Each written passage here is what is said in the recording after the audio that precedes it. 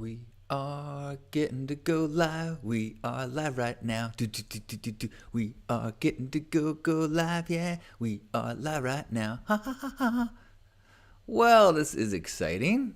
I think it's exciting.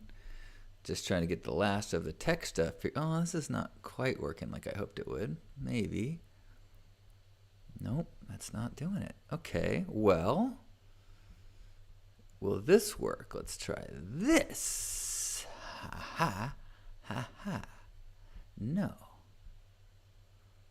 Oh, what about this and this? No. Oh boy, this is. I'm just trying to so I can see chat and. Uh, Not a good start. Well, if you are joining me, thanks for your patience as I get this going and see if it's possible. It is not. Oh, that is wild. Okay, so I have to look at comments on another screen to do Facebook and YouTube at the same time. So thank you for your patience as I pull up a window so I can look at YouTube. We are live on YouTube and Facebook. Good morning, by the way. Thank you for your patience. It is Saturday morning. Hopefully you are having some cereal and watching cartoons as I thought I had this all set. And but no, not so much. Not so much. To do Facebook. There we go. Uh-huh. And where is the comments? There we go. Okay, I knew I could do it. I knew it. I knew it. Yay! Well, let me finally hit this then, and we'll go. And ta-da! Welcome! What just happened? Welcome to Love Morning. Welcome to Presence Practice. This is the Hug Nation Presence Practice, formerly Love Morning. It is a time for us to connect, share some gratitude, connect, focus on connection and kindness and presence and authenticity. Gratitude, gratitude, gratitude. So grateful for this practice, grateful for you, grateful for the reminders of all the things to be grateful for. I'm grateful for my morning practice that I've been kicking pretty consistently for the last almost 2 months, like 7 weeks, a little more than 7 weeks. So I've been doing a morning practice of meditation, affirmation, stretching, running when I can, like a 1.5 mile jog, some journaling, and then this gratitude practice with you, and then sharing whatever else comes up. So that's why it is more about presence practice, so we can honor whatever the journey is, the journey of growth. That's the other word, growth. So good morning, Trish. Thank you for saying hello and good morning. Good morning, Peter. Good morning. Peter is grateful for the whole ocean of experiences we all get to go through. Hi, Sandar. It says, Guten Morgen. Good morning, Sandar. Guten Morgen to you, or Gudi Morgen. Hello, Fabio. Good morning. And I am grateful. I got in the ocean yesterday. I bought a wetsuit earlier in the week. I talked about that plan, and then I got in the water earlier in the week with my friend Paul. And then yesterday, before his visit was ended, we connected again. And this time I had fins and a bodyboard, and I caught some waves. And it was so cool. It was also tough on my body. Like I had a very short session because I was exhausted and my muscles, I erred on the side of not getting a serious injury because I'm definitely sore. I definitely need to get in better shape.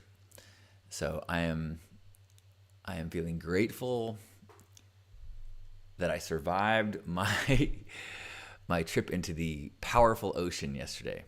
The waves seem so small when you're on the shore, and then when you're out of breath and having to go through the whitewater, it got a little. My heart rate was up.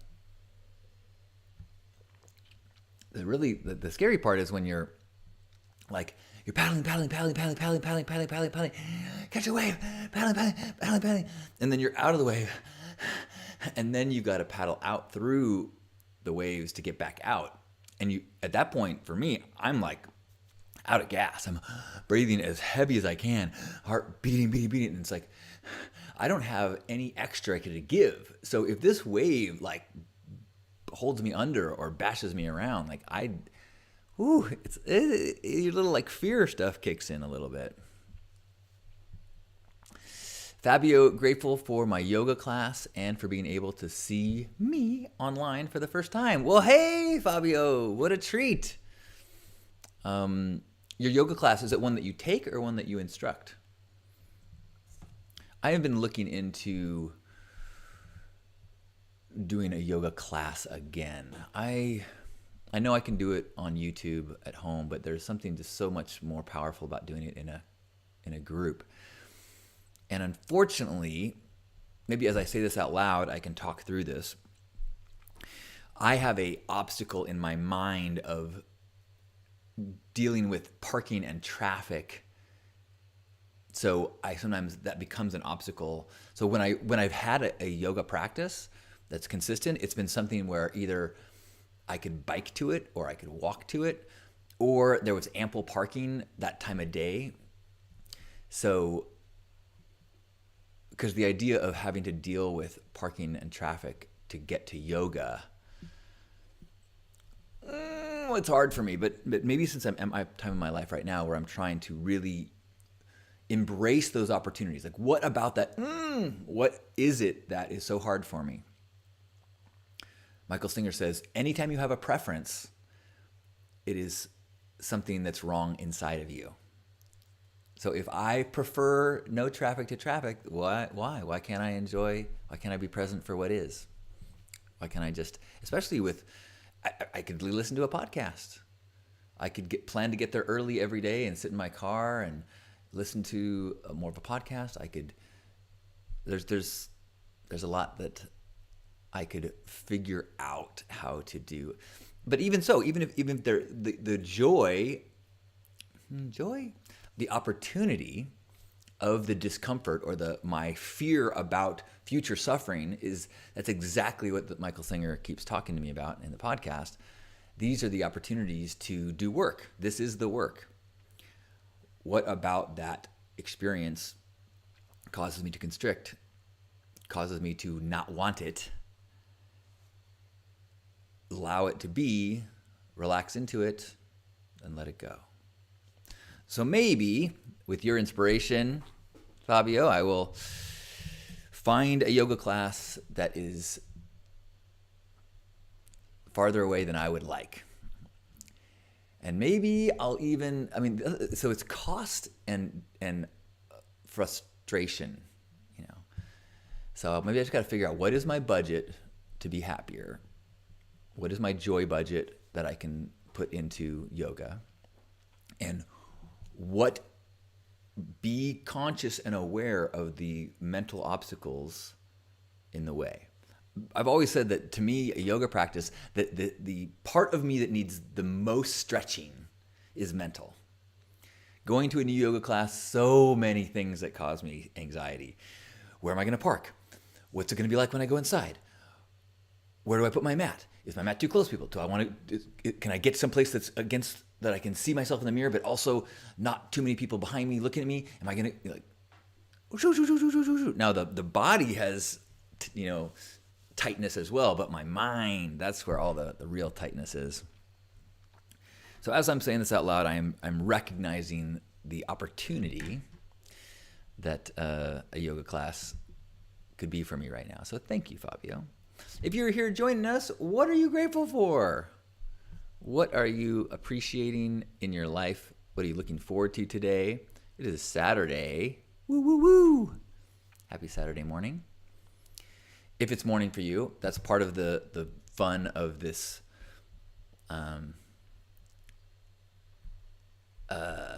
should I leave the words up? Yeah, why not leave the words up? Sure. We're having presence practice. You see that? I got words on the screen. Look at me being like a professional.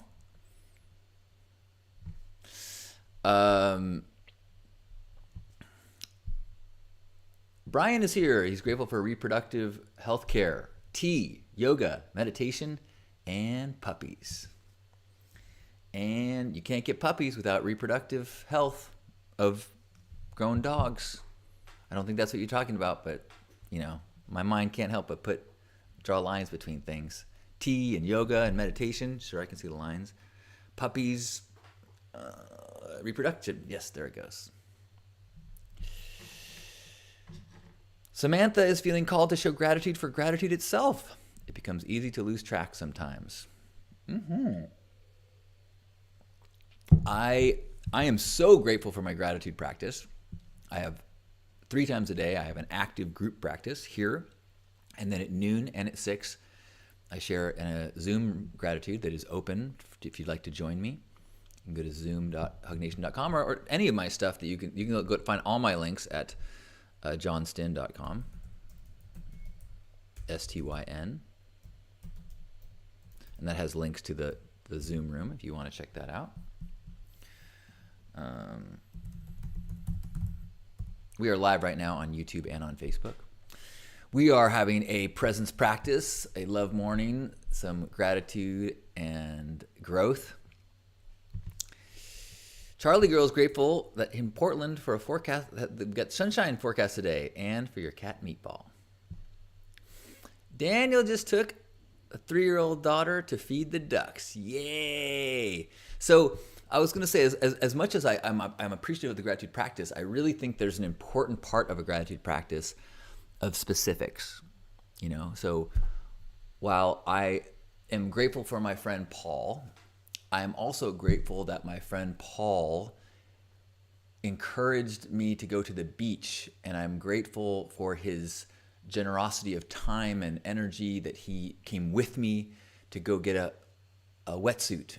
And I'm grateful for the multiple times during the week that he was here that we got to spend time together, and the just deep support that I felt from him. And I'm grateful for the genuine look on his eyes and his face when he shows joy and happiness. It's really a treat to be in his presence. And so as I talk about those things in the very specific ways, I have a feeling. I return to that experience. I bring in that feeling through the way our imaginations and our minds can work. We can experience things that are not physically present. And so gratitude practice can do that same thing.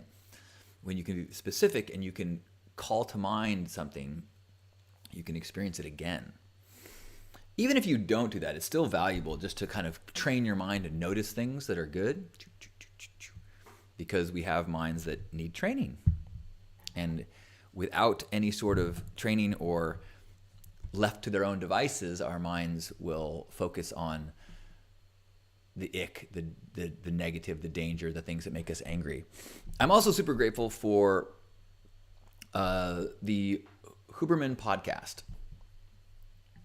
I've been talking about it a lot lately. Andrew Huberman, Dr. Andrew Huberman. So much good stuff in it. What was it I was just going to mention that I'd heard him say? Oh, well, it'll come to me again because I've been thinking about him a lot. Daniel is grateful he could grab his daughter quickly when she forgot to let go of the duck food and fell in. Oh, what a adorable memory. And glad that there was probably nothing worse than some fright and wet clothes, I'm guessing. But those are memory makers right there.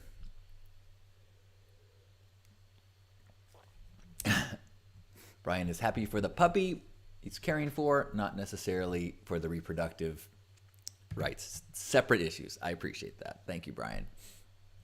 Thank you. Gratitude. Oh, I think that, I was just talking about how the ability to feel things, and there's a lot of things that I've been learning from that podcast that have been helping me. For example, if you've been following along recently, I've been a little critical of myself for my struggle with eating too much before bed. I get in kind of like a binge where I eat until I cannot eat anymore, and I'm just in so much. I'm in pain, and it's like I'm so conscious about my decisions lately and my patterns in my life. I'm doing things. I'm so kind of leading the life that I want to live for my highest self, and then I go and just like lose control and eat. And so I was listening to this long podcast about dopamine and how dopamine works, and I urge you to listen to it on the Huberman podcast. But he talks about how the way dopamine works is you get a rise of pleasure and then you get pain. You don't return to baseline, you go below baseline. That's just how it always works. So you want to jolt your dopamine and have an awesome experience. You have chocolate, you have cocaine, you have whatever you might do to get the rush. You're gonna have a dip afterwards, and knowing that, you can prepare for it.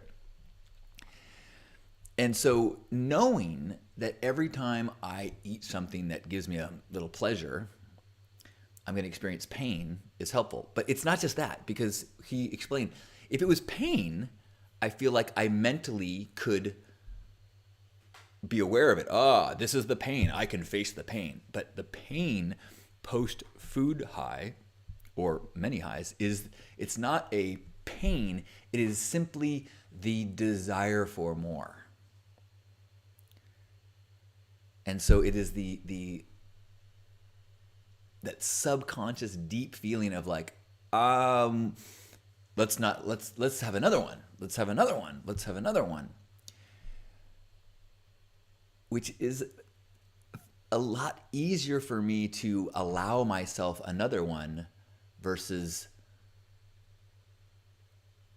fighting pain. Like I feel like I'm brave enough and I'm strong enough that I could work through the pain. The more subtle just desire for another is insidious. It gets in there. So, but now knowing that desire for another is the way the pain is manifesting allows me to, I think, have a little bit more control. Now I've gone 2 days without eating late at night. I haven't let it catch up to me. So I'm not going to say, I have conquered this bad habit, but I am encouraged. And I think there's something about awareness of the way our body works that is helpful in making decisions. For example, or giving ourselves permission to do things that may or not be even good. Like I have a story, I heard long ago that grazing all day, like eating small meals all day, is good and healthy. And I also remember hearing that, like, hey, if you don't have access to food or a meal, a handful of nuts is good. So deep in my mind, I have now justified it's healthy to eat all day long. Anytime you want to, go ahead and just have some food, because that's good, that's healthy, as opposed to waiting for a meal. So I never let a real hunger build up and have a meal. I'm always eating a little bit. And I will eat a shit ton of nuts. I will eat like 8 servings. When I just looked at a package, I'm like, okay, if I eat this whole thing, that's like 8 servings. That's a lot of nuts. So I don't have a handful of nuts. I eat a ton. But because I have this story, this narrative, this like little science fact that I justify my behavior, it bypasses the kind of guard at my mind that's trying to keep me doing the right thing. Does that make sense? So this information that I'm getting from the Huberman podcast is reinforcing or damming up these kind of loopholes in my trying to do the right thing guard in my mind. I don't know. We'll see. I do believe that we are myth makers, we are meaning makers as humans, and so having a narrative or a explanation, or even if the science is wrong, your mind reacts to it. If it's like placebo works, right? It doesn't. The science of sugar pill helping you is zero. But if you believe sugar pill helps you, it does. So if you can believe or understand why you should or shouldn't do things, your behavior can follow suit. Oh, good morning, Esta. Esta is grateful for this sunny day. It looks like a beauty. I'm grateful for my morning routine. I've already had a little jog and a cold shower and some journaling and some meditation. And I'm enjoying that I've integrated half-calf coffee into my life. Not sure how much of my present good attitude can be steered towards coffee. Also could be steered towards, I didn't eat too much last night. So even though I have cut out alcohol, I have still often been waking up with like a food hangover where I just feel a little icky in my belly because I still have all this food that I've been trying to digest all night long. And my sleeping has been poor because of that. So not to get overly optimistic and overconfident, but I am encouraged. Good morning, Jackie. Good morning. Brian is grateful for allergy pills. Excellent.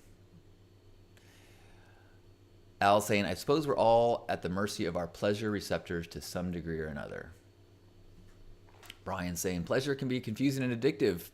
Addiction near always ends in pain. Gabor Mate believes in moderation for all things, including food, which is that what Dr. Gabor, is that you meant? Maybe it's a different doctor.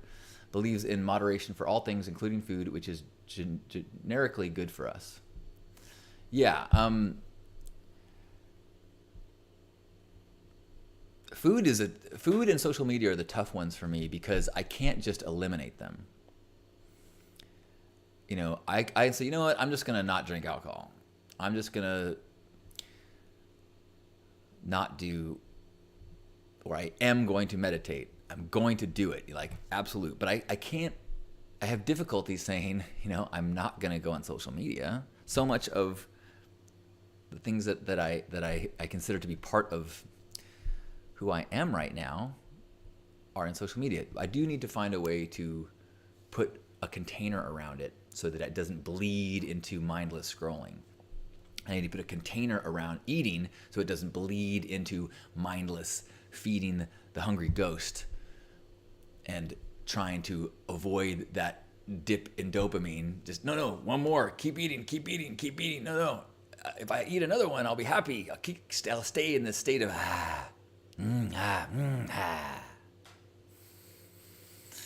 Good morning, Kate. Good morning to you.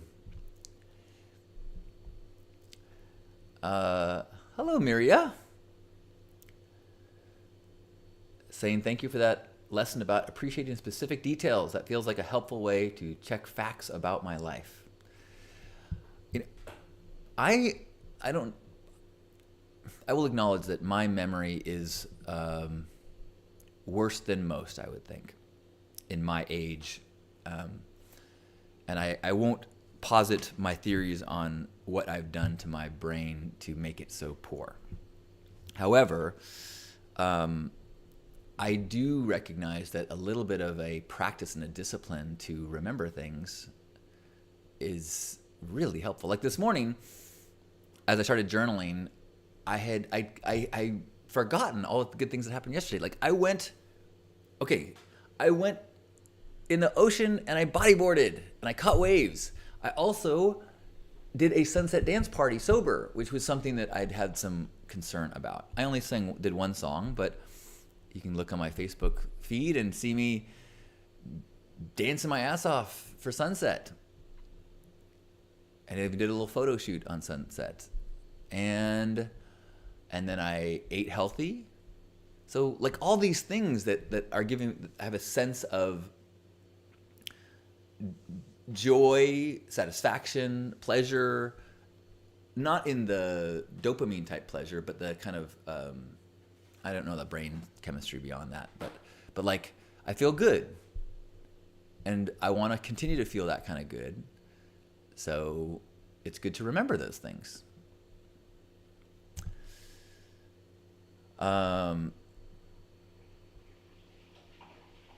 Brian says, as for certain things, knowing all our individualities, my personal approach is being straight edge. So the psychology of it is all I know, yet we should all respect each other's lifestyles. Yeah.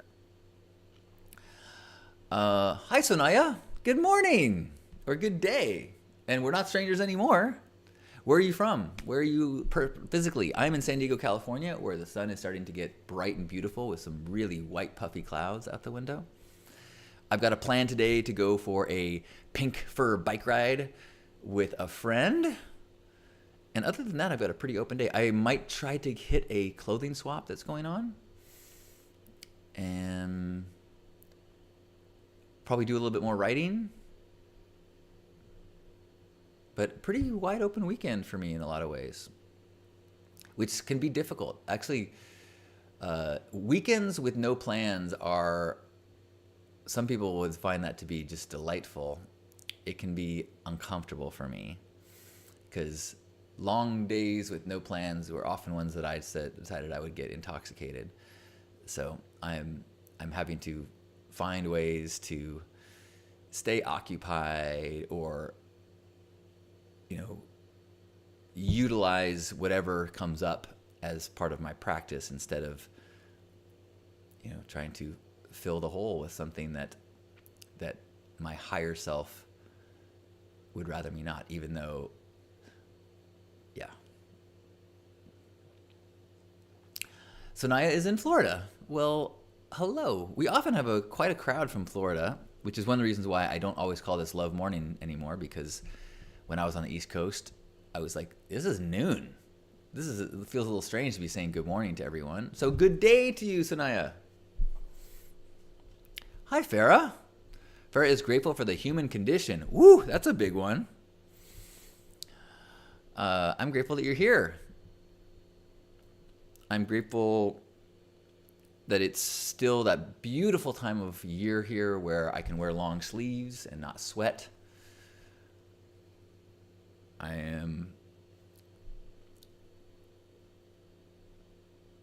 Al is saying, I'm trying to read more when faced with a free weekend. That's a good idea. But there's always part of me thinking I should be out actively doing constantly. Yeah. And my therapist this week, one of my therapists, I was beating myself up for the overeating that I've been doing. And she reflected back, goes, you are working so hard on healing yourself. You need to allow yourself to heal. And I almost started crying when she said it. She's like, look, the body moves slow, the mind moves fast. So there's a part of you, think and do. The body doesn't work so quickly.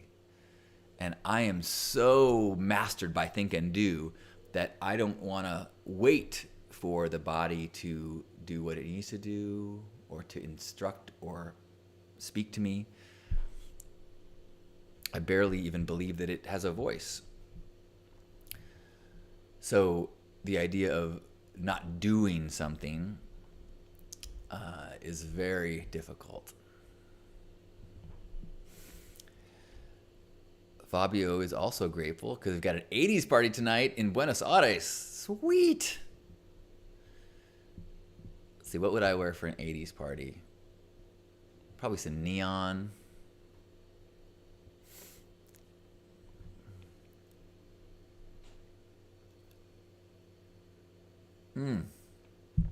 Well, we have passed half an hour. That is a solid amount of time to be sitting in gratitude and connection. Part of the Love Morning, this practice is to share honest places of growth and presence and authenticity, to share gratitude, and also to remind ourselves that as we go into the day, we have the ability to be love ambassadors. Exactly as we are, fully qualified in this moment.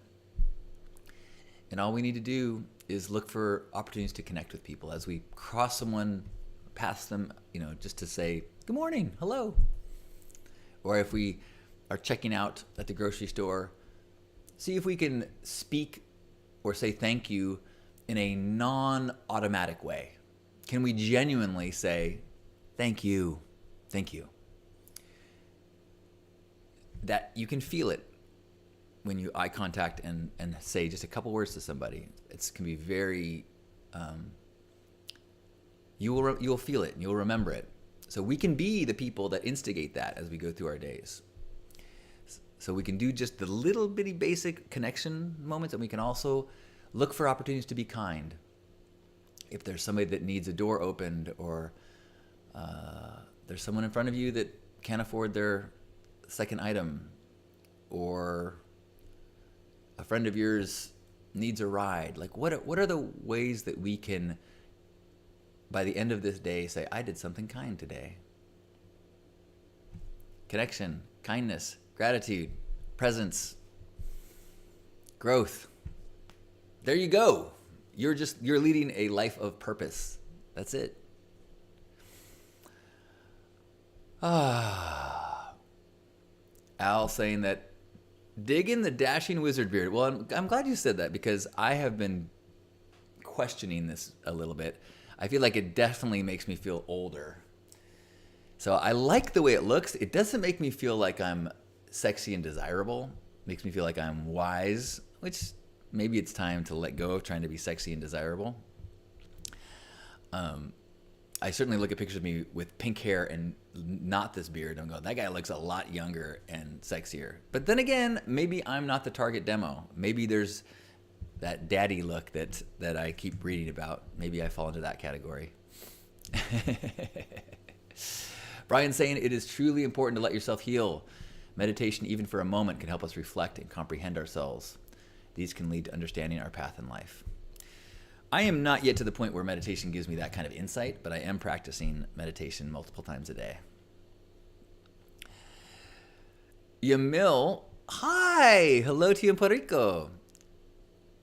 Yamil is grateful to be watching us while feeling the cooling ocean breeze from Puerto Rico. Oh, love you too. Thanks for checking in. Samantha is grateful for me. Thank you, Samantha. Thank you for holding this space this morning. I'm going off to enjoy the beautiful warmth in the Reno Tahoe area. Let us all go enjoy this beautiful day in front of us, knowing that we are love ambassadors and we can live in purpose with the simple way of just adjusting our sails in those directions of kindness and compassion, presence, gratitude. So wherever you are, let's give ourselves a squeeze and a hug. Be grateful for this body, grateful for the experience we're having as this consciousness, grateful for the ability to share this with one another and be inspired by one another and learn from one another, knowing that we're not alone and we're far more alike than we are different. Let's forgive others, forgive ourselves, and sink into the oneness as we take a deep breath in and squeeze.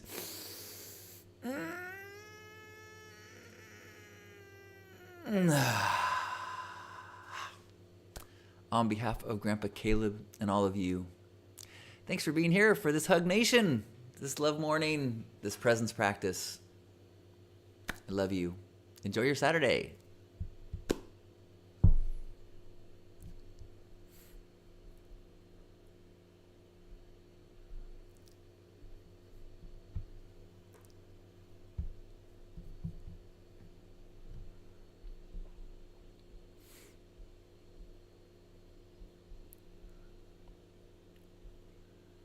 Thanks, Anaya. Thanks, Brian. Ooh, look at this. The chat. Well, that's all right. I'll got to keep working. I'll figure this out. I've only been doing broadcasts for, over 20 years. I'll figure it out.